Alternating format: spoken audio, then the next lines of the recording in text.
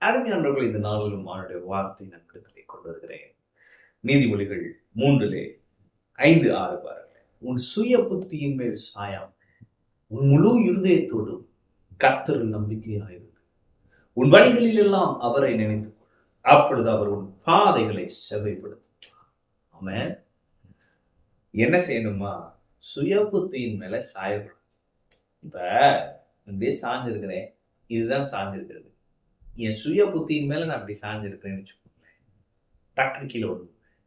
அப்படி சுய புத்தியின் மேல் சாயணும். என் முழு இருதயத்தோடும் கர்த்தரில் நம்பிக்கையாயிரு. அப்ப என் சுய புத்தியின் மேல் நான் சாயும் போது என்ன சொல்றேன்? நான் என்னுடைய பலத்தையும் என்னுடைய அறிவையும் நான் நம்பி இருக்கிறேன்.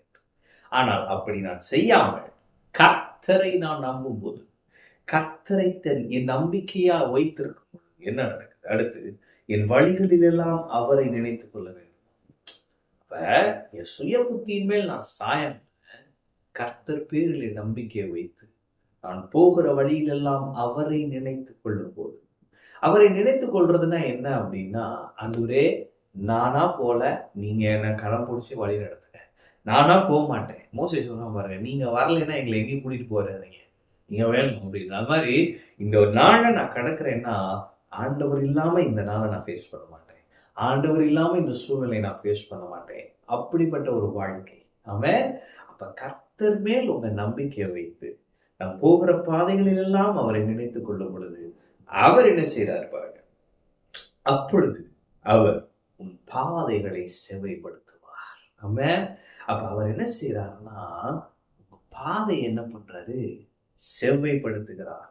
அப்ப கர்த்தரை நாம் நம்பி, கர்த்தரை நாம் சார்ந்து, நாம் போகிற வழிகளிலெல்லாம் நாம் நம் தேவனை நினைத்துக் கொள்ளும் பொழுது, அவர் என்ன செய்கிறார்? நம்முடைய பாதைகளை செவ்வைப்படுத்துகிறார். இருக்கிற கோணல்களை அவர் என்ன செய்கிறார்னா செவ்வைப்படுத்துகிறார். ஆமென்.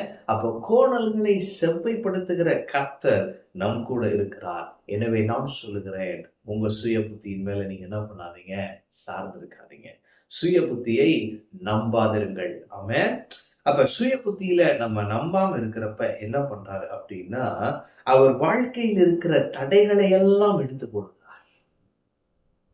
அப்ப செவ்வைப்படுத்துறாருன்னா என்ன? நம்ம போற ஒரு பாதை இருக்கு, அங்க கற்களா இருக்கு, அங்க மேடு பள்ளமா இருக்கு. அவர் என்ன பண்றாரு? அந்த தடை கற்களை எல்லாம் நீக்கி போட்டு, இருக்கிற மேடு பள்ளத்தை எல்லாம் சமமாக்கி என்னை ராஜ பாதையிலே நடத்துகிறார். நீதிமானுடைய பாதை ராஜ பாதை. எனவே நான் சொல்லுகிறேன், உங்கள் சுய புத்தியை சாராமல் கர்த்தரை நம்பி உங்கள் வழிகளிலெல்லாம் அவரை நினைத்துக் கொள்ளுங்கள். அவர் உங்கள் பாதைகளை செவ்வைப்படுத்தி உங்களை கம்பீரமாய் நடக்க செய்வார். நீங்கள் செய்வதெல்லாம் வாய்க்கும். நீங்கள் போகிற காரியங்கள் கைகூடி வரும். கர்த்தர் கிரியை செய்வார். ஆமென். கர்த்தர் உங்களோடு இருக்கிறார். கர்த்தர் ஆசீர்வதிப்பார்.